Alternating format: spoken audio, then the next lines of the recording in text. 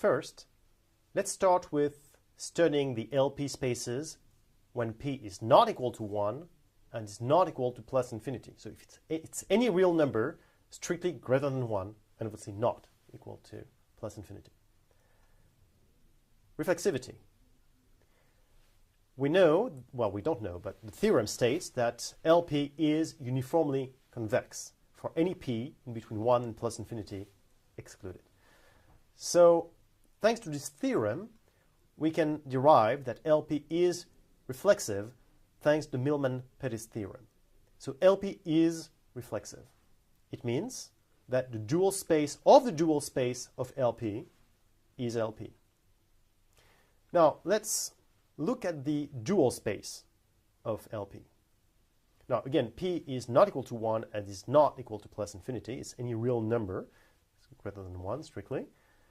And if I choose a function phi in the dual space of LP, so again, the dual space is a set of linear continuous functions that go from LP to R. So phi is a function that goes from LP to R. That's in dual space of LP. Stating that there exists U, which exists, and it's the only one that exists, U in LP prime, such that for all f in LP, phi of f is the integral of UF. So U is in LP prime, prime being the dual index of p, so 1 over p plus 1 over p prime equals 1. So that's what we're saying here, is that for all f in LP, phi applied to f is the same as doing the integral of u times f for a u that corresponds, in a sense, to this phi. And in addition, we have that the norm of u in LP prime is the norm phi in LP star. So what we're saying here is that LP star can be identified with LP prime. Let's prove it. Define T that goes from LP prime to the dual space of LP, and define it this way.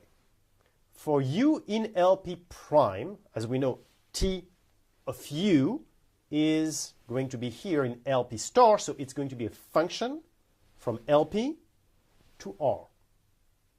Now, defining f in L, what we're going to do is for f in LP, we're going to define Tu of f as the integral of UF. And it works, thanks to Holder. What I'm saying, it works. It's, this is, the reason why UF can be integrated is because we have U in LP prime, F in LP, so the product will be in L1. So thanks to Holder, this actually can be integrated. UF can be integrated. So you see, I define this function t from LP prime to LP star this way. T of u applied to f is the integral of UF. And again, what we have here is a function t that goes from LP prime to LP star. So the input is an element of LP prime. The input is going to be u. And t of u is a function from LP to R. And this function will do this. You take an input to this function t of u, and it will return an output in R, which is the integral of UF. We will note T of u of f simply Tu bracket f, or simply TUF. That's a notation, a bracket notation to say Tu of f. There's a reason why we're doing this bracket notation. We'll actually see that in a second. So the absolute value of TUF is the norm of UF norm 1, or norm L1, the integral, and that's smaller than the norm of u in LP prime and the norm of f in LP, multiplied by the norm of f in LP. Now, you may wonder, well, hold on a second, this notation bracket, it's very confusing because if p is equal to 2, then we're going to have a Hilbert space. And how are we going to not confuse this notation, the bracket, with the inner product? How are we going to not confuse them? Well, if p is equal to 2, then p prime is equal to 2, because 1 over 2 plus 1 over 2 is equal to 1. And what we're going to have is actually identification of LP, L2, and L2 prime, which is L2. And what we're going to have is that this is nothing else than the inner product. So what we're saying is that this bracket already makes sense if p is equal to 2, because we have a Hilbert space. And by the way, the space can be identified with its dual space. But if we have something else than 2, then we did not have a bracket notation. We didn't have an inner product. This was not a Hilbert space. But what we can do is define the brackets this way by Tu of f. So what we have is that Tu, the norm of Tu in LP star is smaller than the norm of U in LP prime. And we will define function f this way. F of x equals absolute value of ux raised to power p prime minus 2 ux, if ux is different than 0. F of x equals 0 if u of x is equal to 0. And we have that the absolute value of u of x raised to power p prime minus 2 times u of x is in L p prime over p prime minus 1. But look, p prime over p prime minus 1 is also 1 plus 1 over p prime minus 1, which is nothing else than p. So f is in LP. And TUF, this bracket notation, which means really Tu applied to f, which means actually the integral of uf, is the integral of the absolute value of u raised to power p prime, which is the norm of u in LP prime raised to power p prime. So what we have is that the norm of f in LP is the pth root of this integral of absolute value of u p prime minus 2 times u raised to power p, which if you actually do the math here, what you get is the norm of u in LP prime raised to power p prime over p. So what we really have is the norm of f in LP equal to the norm of u in LP prime raised to power p prime minus 1. So when you actually just look at it, you have that the norm of u in LP raised to power p prime is the bracket TUF, which is smaller than the norm of Tu in LP star, times the norm of f in LP, which is also the norm of Tu in LP star, the dual space of LP, times the norm of u in LP prime raised to power p prime minus 1. So what we really have is that norm of Tu in LP star is greater than the norm of u in LP prime. And therefore, what we end up with is that the norm of Tu in LP star is the norm of u in LP prime. Now, we still need to prove the surjectivity of T, which I'm going to do just now. I will define the set of all the images, all the possible images of T, of elements of LP prime by T.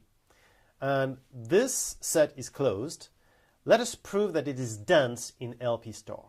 And to prove it's dense, I would choose H in the dual space of LP star. So it's the dual space of the dual space of LP, which, by the way, is something we know, isn't it? It must be LP. With TUH equals 0 for all u in LP prime. So we just said it. LP star star is LP. So we actually chose H in LP.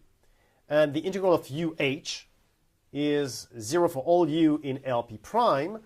And as we know, for u equals to absolute value of h raised to power p minus 2 times h, what we will get is the norm of h in LP equal to 0. Subsequently, h equal to 0.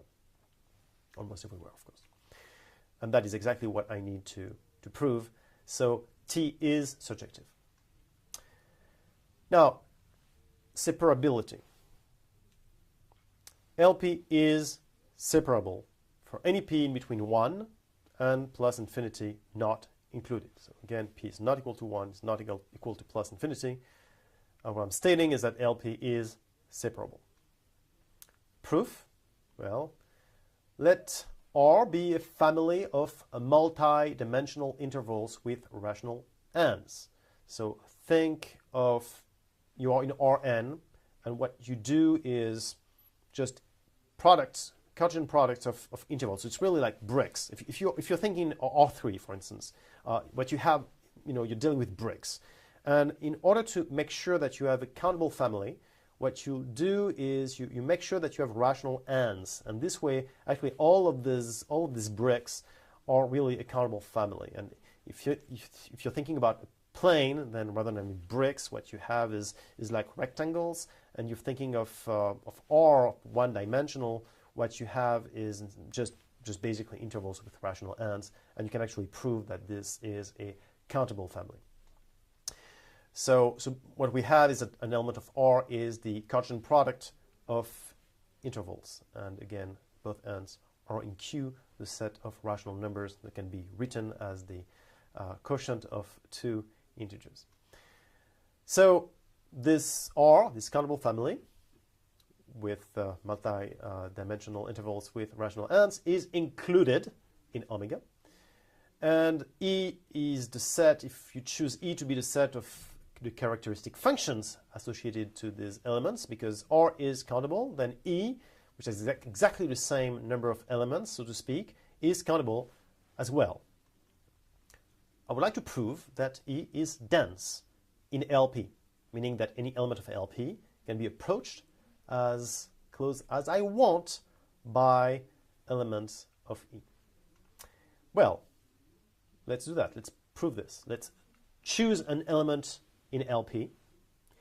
Let's choose an epsilon, a non-negative number, and let me build a function in E that will be no further away than epsilon from F. So I start with F, I choose epsilon, which is the maximum distance to F that I will allow, and it's up to me to build a function in capital E that will be at a distance smaller than epsilon to F. And if I do this, and I prove density, well, we know that C0C is dense in LP. I just said that in the previous video. And again, C0C is a set of continuous functions with compact support. I know this is dense in LP. And I know that the norm of F minus G in LP can be made smaller than an epsilon over 2 because of the density of C0C in LP. So what I know is that I can build a function G, which will be in C0C, such that the norm in LP of F minus G is smaller than epsilon over 2.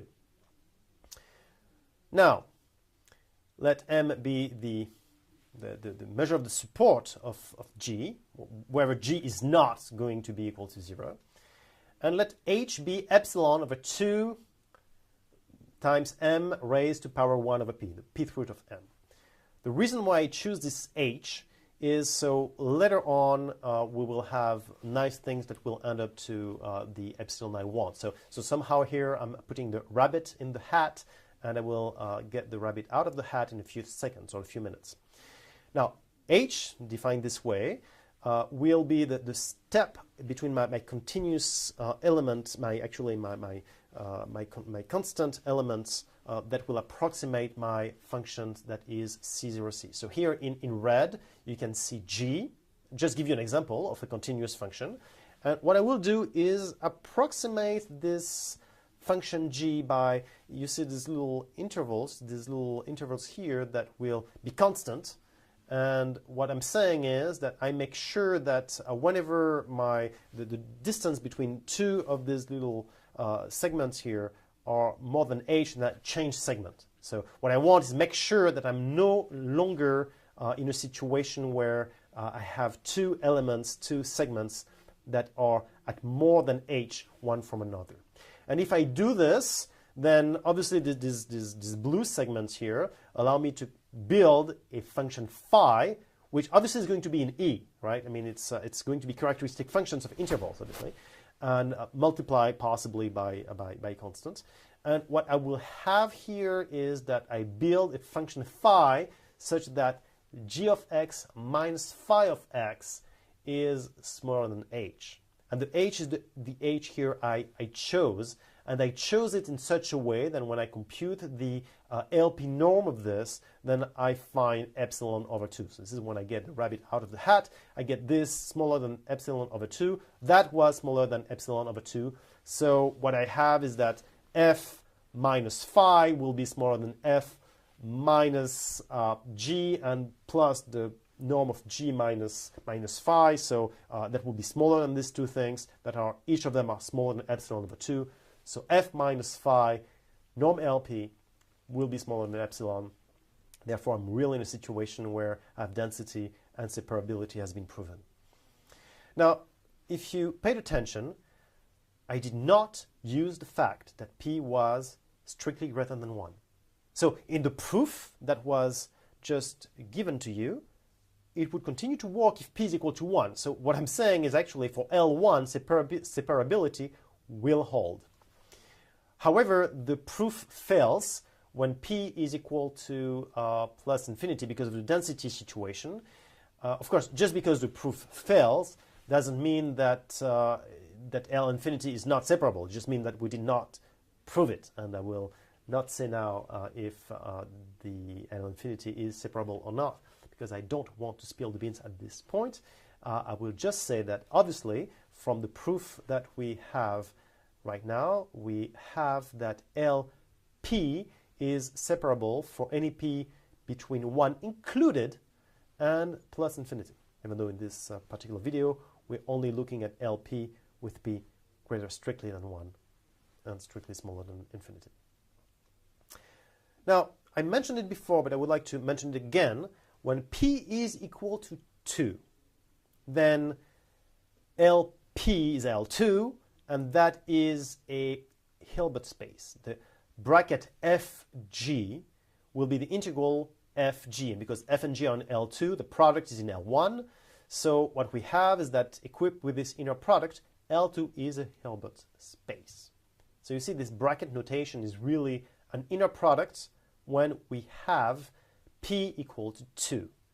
And of course, well, L2 is a Hilbert space, so the dual space of Hilbert space is the Hilbert space itself, right? It's a Riesz representation theorem.